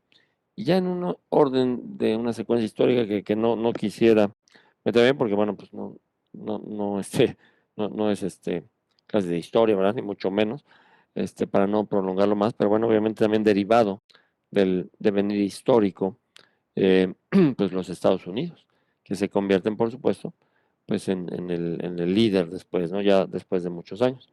Bueno, eh, en pocas palabras, ¿qué podemos concluir de esto? Que los países poderosos, ricos y que hoy dominan al mundo, se quedaron del lado de los protestantes. Y los países que en aquel entonces eran las potencias líderes y países hegemónicos, que vienen a la baja y que actualmente, bueno, pues por supuesto no dejan de ser importantes, pero pues bueno, pasan a tener una posición ya mucho más desventajosa. ¿Ok? Aquí viene el segundo episodio histórico y que al mismo tiempo se vuelve la respuesta o una, ¿verdad?, de las aristas, porque es algo muy complejo, tiene muchas aristas, no tenemos tiempo de ver todo, por supuesto, pero bueno, una de las posibles explicaciones que contribuyeron a que esto se diera es precisamente nuestro segundo episodio histórico. Es decir, la pregunta obligada es, bueno, ¿y por qué los protestantes se convierten en los dueños del mundo, en los países poderosos y los otros países que se quedaron bajo la tutela del Vaticano, pues se quedaron a la saga? Bueno, la respuesta o una de las posibles respuestas o de los posibles elementos que haya influido en esto es este segundo punto, la revolución industrial. ¿Por qué? ¿Qué fue lo que sucedió? Bueno, pues resulta que en aquel entonces existía algo muy dañino para la sociedad que se conocía como el oscurantismo. El oscurantismo era una filosofía que, digamos, castigaba severamente a todas aquellas personas, entes, institutos, en fin, cualquier, que pues desarrollaran, ¿no?, estudios independientes, filosofías, creencias que fueran diferentes o que pusieran en duda los preceptos religiosos, ¿no? Castigados severamente. Acuérdense toda esa época de terror terrible, que fue la época de la Santa Inquisición. Todo esto es parte del fenómeno del oscurantismo, ¿de acuerdo? Y entonces, lo que hicieron los países eh, que se quedaron en este bloque protestante, lo primero que hicieron fue empezar a combatir el oscurantismo. Fue una de sus primeras tareas, ¿no? Y empezaron a dar cabida a nuevas ideas, a nuevas propuestas, no importa que fuesen muchas de ellas contrarias a los preceptos eh, religiosos, en fin, dieron mucha apertura para todo esto. Y entonces ellos, pues honestamente, creo que nadie lo sabría hasta qué punto con intención, hasta qué punto sin intención, o simplemente fue algo que fue parte del propio desarrollo histórico, nunca lo sabremos, pero bueno, de alguna manera ellos empezaron con estos actos, empezaron a apostar por el conocimiento. Ellos se dieron cuenta de alguna manera que el conocimiento era algo valioso, que podría impactar fuertemente en el nivel de vida, en el nivel económico de las diferentes sociedades. Y entonces apuestan por el conocimiento. Eh, el conocimiento es algo que va generando, digamos, también una evolución, ¿no? Se va presentando de diferentes formas. Lo primero que surge es un conocimiento que se le denominó conocimiento tácito. Sería, digamos, un equivalente a la cuestión empírica, ¿no? El conocimiento empírico, a la prueba y error, en fin, de este tipo de cosas. El conocimiento tácito, cosas que daban resultado y se aplicaban y después ya se empezaba a investigar por qué nos dieron resultado, ¿no? El conocimiento tácito se fue manejando y paulatinamente fue dando paso al conocimiento técnico. Es decir, estas gentes encontraron que a partir de a lo mejor aplicar algunos elementos, eh, pues digamos de aplicación práctica, a partir de adecuar a lo mejor algún cierto conocimiento a diferentes realidades, qué sé yo, se empezaron a crear conceptos técnicos, es decir, conceptos que de alguna manera nos servían independientemente de las circunstancias cambiantes. Y entonces el conocimiento técnico pues, se convierte en algo sumamente importante. Y se empiezan a generar o se empiezan a aparecer nuevas herramientas, diferentes técnicas para hacer las cosas, empiezan a aparecer los oficios, y entonces esto empieza a tomar una dinámica tremenda, muy fuerte, al grado de que este conocimiento técnico, acuérdense, empezamos con el conocimiento este, tácito, conocimiento técnico, va a convertirse paulatinamente en conocimiento científico. Y el conocimiento científico ya se le añade una metodología, ya se le añaden procesos de investigación, empiezan a surgir incluso unidades específicas para desarrollar este tipo de conocimiento, el cual obviamente se empieza también a apropiar, a proteger, y entonces esto ya nadie lo puede detener. Al paso de los años, el conocimiento técnico em, termina por convertirse en conocimiento tecnológico. Y esa es una de tantas de las diferencias fundamentales, claras, esenciales, que hacen que estos países que ya mencioné al día de hoy sean los países poderosos y los que dominan al mundo. ¿Por qué? Porque dominan la tecnología, pero antes dominaron la ciencia y antes la técnica y antes el conocimiento tácito. ¿Ok? Entonces, eso es lo que generó y que se va a ver capitalizado en dos episodios históricos importantes que ya mencioné. Primera y segunda revolución industrial, 1747 y 1850. Ese es el producto de todo esto, que no es otra cosa que la capitalización del conocimiento en sus diferentes ámbitos, ¿de acuerdo? Entonces, obviamente, pues esto pone a los países en una posición totalmente diferente, pone a los países con una hegemonía, con un dominio que va a ser muy difícil que pierdan a lo largo de los años, ¿no? ¿De acuerdo? Y obviamente, pues esto también lo podríamos visualizar como una evolución generacional de las máquinas, ¿de acuerdo? Es decir, lo que evidenciamos en la primera revolución industrial, pues no fue otra cosa que el surgimiento de la primera generación de máquinas, ¿no? Hasta antes de esto, con el conocimiento tácito y el conocimiento técnico, a lo más que aspirábamos era herramientas. Lo que tenemos son herramientas, pero ya con el conocimiento científico empiezan a aparecer las máquinas, ¿de acuerdo?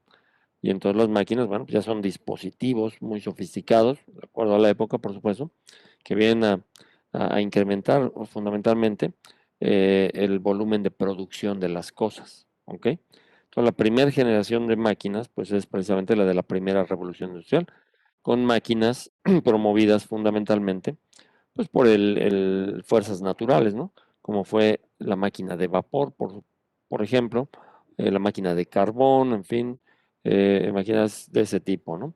Después, en la segunda revolución industrial, 1850, van a aparecer la segunda generación de máquinas, que son precisamente ya máquinas promovidas por otro tipo de energías, ¿no? Combustión interna fundamentalmente, eh, maquinarias bueno, a base de gasolina, de bueno, todos los derivados del petróleo, y obviamente que van a tener la capacidad de incrementar exponencialmente los volúmenes de producción y habilitar la posible industrialización de las diferentes sociedades. Entonces, esto es lo que en realidad pues, viene a provocar este cambio, ¿no? Y las unidades específicas para poder desarrollar todos estos elementos, unidades económicas, son precisamente las empresas, ¿ok? Y entonces aquí, ya a finales de 1800, principios de 1900, pues surge el concepto de administración privada, es decir, todo lo que estamos estudiando actualmente, ¿no? Que ya para nuestros días, por supuesto, ya es una fusión, ¿no? Entre administración pública y privada, ya muchos de los principios se comparten. Pero nada de esto sería posible sin todo esto que sucedió. Aquí ya para finales de 1800, principios de 1900, pues el mundo se encuentra en la antesala de la modernidad, ¿de acuerdo? Estamos a punto de iniciar un proceso de industrialización acelerada y por lo tanto, a partir ya de este momento y hacia adelante, ¿qué creen? Esto no me sirve. Ya, escribir ya no me sirve. Ya cuando yo me voy a la fábrica de Henry Ford a describir sus sistemas, como está, que de hecho se hizo, déjenme decirles. Claro que se hizo, pero pues no funcionó, obviamente, ¿no? Ahí estamos apuntando. Ya cuando terminamos de hacer nuestra descripción, resulta que él ya tuvo que emigrar a otra cosa y ya las circunstancias lo obligaron a cambiar algo, ¿no?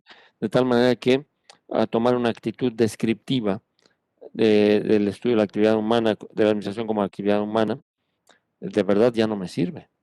Ahora lo que me sirve, pues es algo, necesito otra cosa diferente, ¿no? Necesito una nueva metodología de estudio que me ayude primero a ser resolutivo. ¿Por qué? Porque yo ya no puedo describir, yo más bien tengo que proponer cosas que me ayuden a resolver problemas, que sea resolutiva, que sus conclusiones estén basadas en procesos de investigación, que además sea propositiva, es decir, que genere mecanismos de solución, pero de una manera propositiva, con base en la creatividad, en la innovación, el ingenio, en fin. En pocas palabras, lo que necesito es una disciplina científica. Y eso es lo que va a proporcionar la administración a partir de este año. Va a dejar de estudiar de esa forma la administración como descripción de actividades humanas y se va a convertir paulatinamente en una disciplina científica. ¿De acuerdo? Y entonces, pues aquí es donde nos encontramos en eh, pues la antesala de la modernidad en los primeros años de 1900, finales de 1800, y es donde van a surgir precisamente los primeros paradigmas de pensamiento administrativo, es decir, la forma que tenemos de estudiar a la administración, ¿correcto? Eso es lo que vamos a encontrar aquí. Y bueno, pues ya digamos para dar continuidad a esta plática, pero también ya para ir cerrando nuestro seminario del día de hoy, pues igual, ¿no? Identificar cuáles son estos tres paradigmas que surgen aquí a finales de 1800, principios de 1900, y son precisamente tres paradigmas que lo vamos a conceptualizar de la siguiente forma, o sea, específicamente me estoy refiriendo a tres formas especiales de estudiar la administración, ¿de acuerdo? Eh, la primera es, se le va a conocer como el paradigma clásico, ¿de acuerdo? La segunda es el paradigma estructuralista y la tercera es el paradigma humanista. Esos son los tres paradigmas de pensamiento administrativo. Cada uno de ellos pues, tiene su forma, su esencia, este, su forma de llevarse a cabo, en fin, tienen características específicas y ya obedece pues ya una visión moderna, ¿no?, de la administración. Y esto nos va a ayudar a identificar precisamente nuestro tema. Por un lado, nuestro tema de, de, de maestría, que es la alta dirección, que está presente en nuestros paradigmas, y nuestro tema de materia, que es la estrategia directiva en la negociación, que vamos a ubicar en el paradigma humanista de la administración. Ahorita vamos a ver por qué. ¿De acuerdo? Entonces, vamos a revisar rápidamente eh, un, eh, una síntesis, ¿no?, muy breve de los tres paradigmas, y con esto estaríamos cerrando nuestra actividad igual y vamos a mencionarlos nada más, a ubicarlos rápidamente. Y a lo mejor la siguiente sesión le damos unos minutitos con algunos puntos que vale la pena destacar, ¿no? Entonces, bueno, vamos a empezar con el primer paradigma, un paradigma clásico. Este paradigma, obviamente, como su nombre lo indica, pues es el paradigma que sienta las bases de todo este desarrollo de la administración, ¿no? Es el paradigma eh, pionero, eso es el primero que surge de los tres, y ahorita vamos a ver las teorías que lo llevan a cabo, ¿no? Antes de seguir, muy importante, cuando hablamos de los paradigmas, déjenme regresar tantito. Cuando hablamos de los tres paradigmas, estamos hablando de tres formas de pensar en términos de la administración, tres modelos, ¿no?, que nos permiten tener una perspectiva específica, pero que al interior de cada uno de ellos viven muchas teorías, o sea, no confundir con teoría, ¿no? No es porque existe la teoría clásica, entonces eso pudiera prestarse a la confusión, pero no estamos hablando aquí de la teoría clásica, estamos hablando del paradigma clásico en donde está inserta la teoría clásica, ¿verdad? Por supuesto. Es decir, aquí viven muchas teorías, aquí también y acá también. Entonces, eso es lo que vamos a analizar con estos puntos, ¿no? Aquí, bueno, obviamente los conceptos básicos de del paradigma clásico es que es un paradigma que surgió con una clara intención de buscar beneficios, ¿de acuerdo? Es un paradigma que surgió con la necesidad de lo que hablábamos precisamente, de aplicar modelos resolutivos que me den resultados, que busquen beneficios, que me hablen de la productividad, por ejemplo, que me hablen de la eficiencia, de la eficacia, de la efectividad, en fin, conceptos que surgen en esta primera época de la administración, pues como conceptos necesarios, ¿no? ¿Por qué? Porque obviamente había muchas cosas que yo desconocía en esta primera etapa. Estamos ante un nuevo mundo. Yo no sé qué son las fábricas, por ejemplo, no, qué es una fábrica, cómo funciona, no entiendo. Yo no sé qué es un obrero. Un obrero pues, será parecido a un esclavo, lo tendré que amarrar a la máquina o cómo, qué tratamiento le doy, ¿no? Yo no lo sé. ¿Cuántas horas tiene que trabajar una persona? No lo sé. Pues no lo sé. Por eso necesito una disciplina científica que se meta a investigar, analizar, estudiar y que me diga, ¿sabes qué? El tiempo razonable de una persona que es de 8 horas, ¿no? Hoy en la actualidad se está discutiendo eso, se está queriendo bajar. ¿Por qué? Porque esto ya se convirtió en una disciplina científica. En aquel momento no se sabía. De ahí la valía y la importancia, ¿no? De este primer paradigma. Nos resultará un poco chocante, ¿no? A veces cuando estudiamos la administración sin tener esta visión previa, nos puede resultar hasta chocante, ¿no? Ah, sí, los primeros fábricas inhumanos. Henry Ford, por ejemplo, tuvo episodios reales, documentados, de gente que caía muerta ahí en la línea de producción, muerta, fulminada por los horarios tan pesados, las jornadas tan severas, y bueno, pues era un desalmado. No. Simplemente era una época en la que se ignoraban muchísimas cosas. Entonces, por eso fue necesario el surgimiento de una disciplina científica, ¿de acuerdo? Y obviamente el modus operandi, ¿no? Es decir, a través de qué vamos a implementar todas estas ideas y pues a través de las teorías, ¿no? Entonces, el paradigma clásico desarrolló muchas teorías muy interesantes, muchas de ellas, por supuesto, que se quedaron para seguirse estudiando, analizando, ¿no?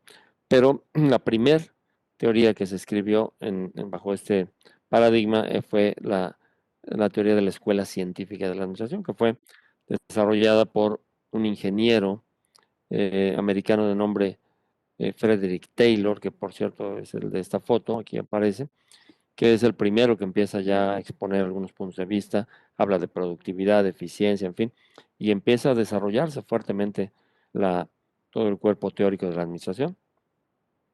Más adelante va a aparecer la teoría clásica con este otro señor que aparece acá, que es otro ingeniero, solo que este de origen francés, y bueno, eh, considerado por muchos el padre de la administración, que es Henri Fayol, ¿de acuerdo? Y bueno, pues todos ellos empiezan a generar sus ideas, sus propuestas, esto empieza a explotar de una manera impresionante.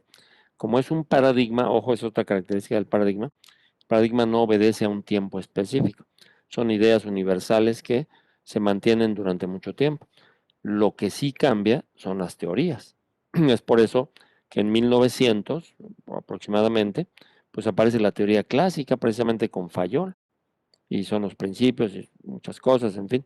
Sin embargo, 50 años después, 1950, bueno, 40 años después, aparece la teoría neoclásica o la escuela neoclásica. ¿Por qué? Porque respetan los mismos principios, pero adecuados a contextos históricos o sociohistóricos diferentes. Eso es lo que hace un paradigma interesante, ¿no? El principio se mantiene, pero obviamente no es lo mismo una empresa de 1900 que una empresa de 1950, ¿verdad? Ni será lo mismo que una empresa del 2017. Entonces, esa es la parte importante de los paradigmas. ¿Qué tanto del paradigma puedo conservar en todo ese ámbito de tiempo? Y eso es lo que caracteriza a un paradigma, que no a una teoría. La teoría, pues sí, desaparece en el momento en el que es superada por otra, ¿no? Pero bueno, aquí aparece, por ejemplo, la escuela neoclásica ya en los 50, aparece la planeación estratégica como una de las grandes teorías, herramientas incluso, para la administración de los negocios, administración estratégica, el management, que sería el equivalente de la alta dirección, ¿no? Para nosotros es alta dirección, para los americanos es el management. Entonces, bueno, pues aquí de verdad surgen infinidad de teorías, teóricos, autores, o sea, esto se enriquece tremendamente en todo este espacio de tiempo, ¿no? Que fueron los pioneros, los iniciadores, decíamos, finales de 1800, ahí empieza todo esto, y hasta nuestros días, pues hay, por supuesto, hay paradigma clásico, y hay nuevas teorías, y esto sigue enriqueciéndose mucho, ¿no? De la misma forma, por supuesto, pues viene una teoría, perdón, un paradigma estructuralista, ¿no? Y como su nombre lo indica, pues se basa en el estudio de la estructura. La estructura es todo aquello que da fortaleza y fundamento a una unidad, ¿no? Si lo visualizáramos desde la parte biológica, médica, por ejemplo, bueno, pues ¿para qué sirve la estructura ósea? Para dar estructura, fortaleza, fundamento, para que no se caigan los otros órganos, en fin. ¿Para qué sirve una estructura en el ámbito arquitectónico o ingenieril? Lo mismo, ¿verdad? Para que no se nos caiga el edificio, ¿no? En el ámbito organizacional es lo mismo, ¿eh? Hubo una serie de teóricos que empezaron a trabajar precisamente sobre la forma de darle fortaleza, fundamento, consistencia, fuerza a las organizaciones. Y en este caso, bueno, pues aparecen términos importantísimos, como es el orden, la disciplina, la organización, los procesos, la división del trabajo, en fin. Todo esto que vemos reflejado mucho, esta estructuralista específicamente, en todo lo que son las unidades de administración pública, que dependen mucho de una visión estructuralista o burocrática, ¿de acuerdo? Para dar esta fortaleza, este fundamento que se necesita en una unidad de este tipo, y obviamente, pues, basadas fuertemente en estos conceptos, ¿no? Estructuralistas, ¿de acuerdo? Y bueno, pues aquí vemos cómo tiene una aplicación tremenda, ¿no? Este paradigma está integrado por estas teorías que son su base, su fundamento, y por supuesto la originadora de todo, que fue la teoría burocrática, que es una teoría importantísima, eh, fuertísima, muy importante, que fue desarrollada por este autor de nombre Max Weber, bueno, pues vino a revolucionar el pensamiento administrativo, sin duda alguna, ¿no? Con todas esas teorías, que es una teoría de mucho fundamento, de mucho más, que sí valdría la pena desmitificar, porque hoy por hoy se habla de burocracia y bueno, inmediatamente me vienen a la mente pues cuestiones de ineficiencia, y no, nada más contrario a eso, ¿no? La burocracia es una de las mejores teorías administrativas escritas en toda la historia de los paradigmas administrativos, ¿eh? Que tiene fallas, claro, porque son realizaciones humanas, todo lo humano es susceptible de tener errores, tener fallas. Eh, el modelo genera disfunciones, sí, claro que sí, pero no por ello quiere decir que el modelo pues no sirva o que no, al contrario, es uno de los mejores modelos y que hasta nuestra actualidad pues se sigue estudiando, se sigue analizando, porque es un parteaguas en la historia de la administración. De aquí pues se desprendió toda una escuela estructuralista que desarrolló también diversas posturas, teorías, tipologías administrativas, en fin, con Amitai Etzioni, por ejemplo, y bueno, algunas otras derivaciones que se fueron generando, ¿no? Como es la teoría de la organización, es una ramificación, digamos, ¿no? Que surge aquí de la escuela estructuralista, para que vean cómo esto creció, cómo se fue exponencial, ¿no? Todo lo de las sátiras administrativas, las fábulas, en fin, son corrientes, ¿no? Que se han dado a partir de esta escuela. Y por supuesto, bueno, mencionar también, punto y aparte, pues todo su relación que tiene con lo que es eh, la, la teoría de sistemas, que tal vez sea su más grande aporte, ¿no? Y bueno, pues todo esto es lo que se estudia aquí, ¿ok? Bueno, vamos a la última que es precisamente el paradigma humanista. El paradigma humanista, pues es un paradigma que se basa fuertemente, pues lo dice su nombre mismo, ¿no? En el reposicionamiento de el factor humano como parte más importante de, de la organización, ¿no? Es un fundamento, es esencial, es decir, hasta este momento los otros paradigmas que habían aparecido pues, se habían enfocado mucho que en los procesos, que en la productividad, que en los fines, y todo giraba en torno a la misma organización, ¿no? A los modelos, a los procesos, a elementos, digamos, materiales, ¿no? ¿De acuerdo? Mientras que el paradigma humanista viene a reposicionar, bueno, todo eso es importante, pero ¿en dónde queda el elemento humano? ¿En dónde queda el factor humano? No lo podemos dejar a un lado y mucho menos, ¿no? Debemos hacerlo menos, al contrario. El ser humano es la parte más importante de la organización. Entonces, esta postura viene de verdad también a revolucionar por completo el pensamiento administrativo, viene a darle también otra postura totalmente diferente, definitivamente a cambiar la visión, ¿no? Hasta este momento las organizaciones se veían más como mecanismos, es decir, como entidades materiales, ¿no? Parecidas a una máquina. Y la propuesta de este paradigma es pues, cambiar la visión. O sea, las organizaciones son más organismos que mecanismos, ¿no? ¿Por qué? Porque la esencia de una organización es el factor humano. Aquí ahí pueden estar las máquinas, los fierros ahí, pero si no hay un humano que venga y al menos la encienda ahí, a la máquina no va a pasar nada. Entonces trabaja mucho sobre este punto, ¿no? Y por supuesto, es una postura totalmente antagónica a la postura clásica, ¿no? Pero en este paradigma se van a desarrollar tres temas esenciales, básicos, fundamentales, que es el tema de la comunicación, la motivación y el liderazgo. Tres temas que hasta nuestros días siguen dando mucho de qué hablar, siguen generando muchos aportes y bueno, pues son imprescindibles ahora para el entendimiento de las organizaciones, ¿no?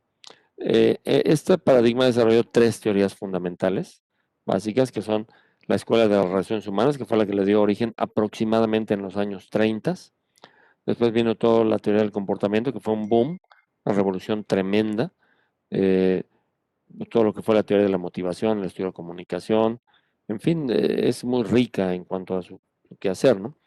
Y finalmente ya para una época más o menos actual, ya a partir de los 60, 70, se empieza a manejar la teoría del desarrollo organizacional, que es, digamos, la cerecita del helado, ¿no? De la, del paradigma humanista. Una teoría que intenta llevar